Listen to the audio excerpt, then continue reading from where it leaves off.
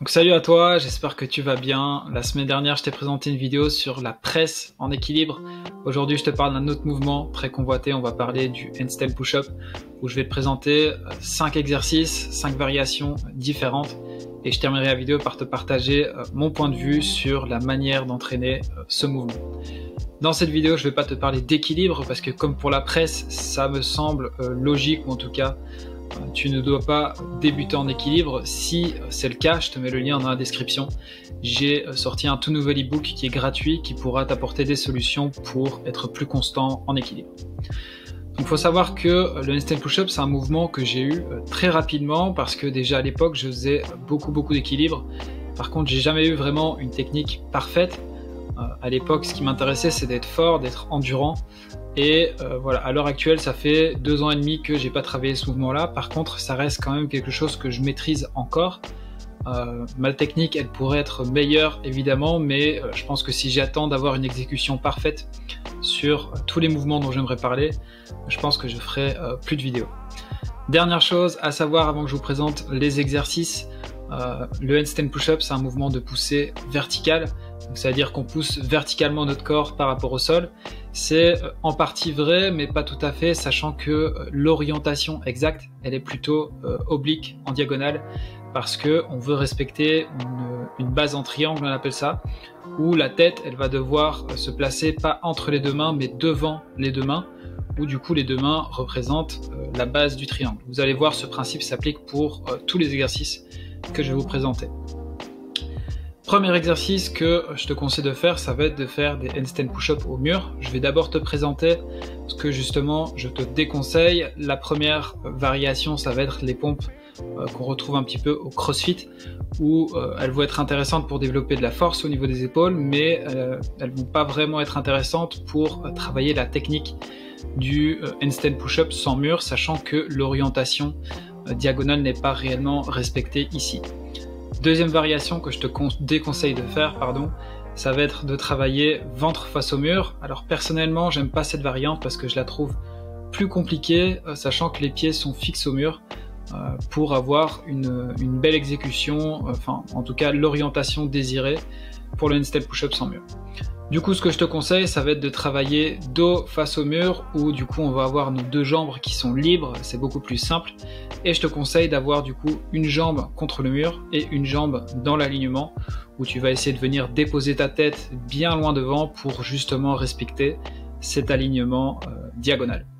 Alors pour ce genre de mouvement, c'est compliqué d'avoir une technique parfaite au début. Je pense que la technique, elle se développe avec de la répétition et avec du temps.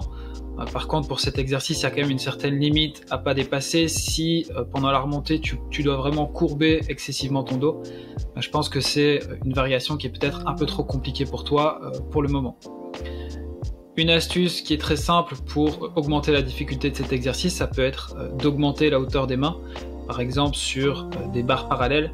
Il faut faire quand même attention à pas voir trop gros parce que c'est quand même un exercice qui travaille plutôt la technique.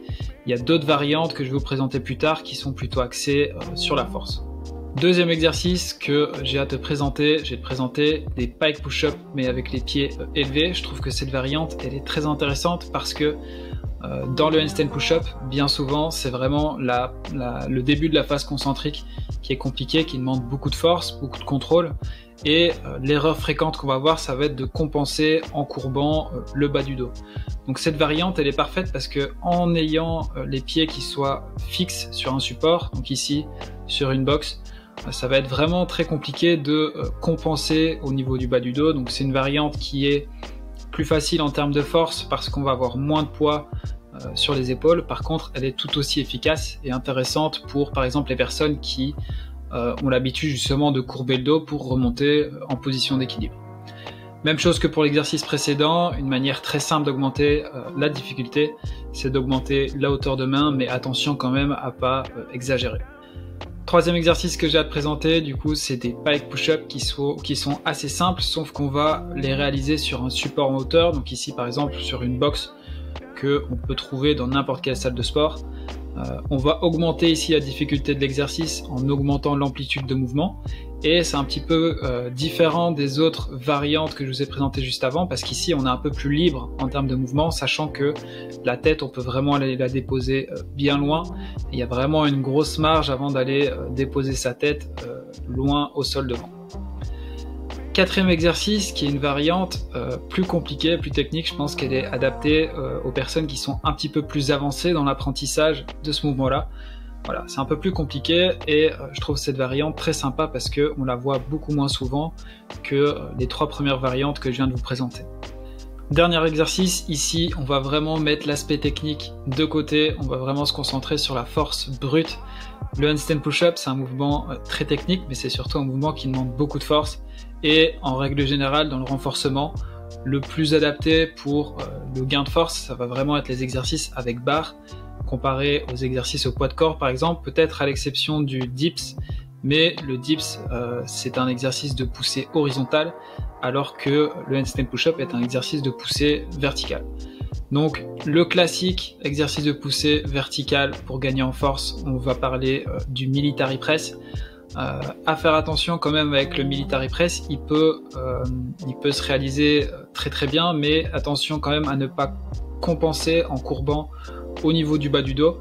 C'est pour ça que moi j'aime bien l'autre variation qui est le Z-Press. C'est exactement la même chose, sauf que un petit peu comme le même principe que je vous ai expliqué avec les pike push-up et le handstand push-up. De par sa position, le Z-Press ça va être beaucoup plus compliqué de compenser au niveau du bas du dos. Donc voilà, c'est que mon avis, mais moi en tout cas j'ai toujours privilégié le Z-Press au military press. Donc je vais terminer la vidéo par te partager un petit peu mon avis sur la manière d'entraîner le handstand push-up. Qu'est-ce qui est pour moi judicieux? Premièrement, ça va être de limiter vraiment vos objectifs en force de poussée, voire d'en avoir pas du tout d'autres que en tout cas le handstand push-up. Plus spécifique on est dans nos entraînements, plus rapidement on pourra faire des progrès. Donc ça c'est la première chose que je te conseille. Deuxième chose, ça va être d'avoir une fréquence d'entraînement qui est assez haute pour des exercices techniques comme celui-là. Donc par exemple tu peux prendre un split d'entraînement full body où du coup tu vas travailler ton handstand push-up 3 fois par semaine. Je te conseille pas d'aller au-delà de 3 fois par semaine parce que ça reste quand même un mouvement qui est contraignant, qui est demandant pour le corps, et du coup le repos est quand même hyper indispensable pour progresser correctement. Dernière chose que je peux te conseiller, ça va être de réduire un maximum le nombre d'exercices différents que tu fais. Je t'ai présenté plusieurs variantes, à toi vraiment de choisir une voire 2 maximum qui travaillent vraiment la technique du mouvement, et de terminer par exemple ton entraînement par un exercice de force comme le military press ou le Z-press. Donc voilà, j'espère que cette vidéo t'aura plu. Moi je te dis à bientôt. Ciao.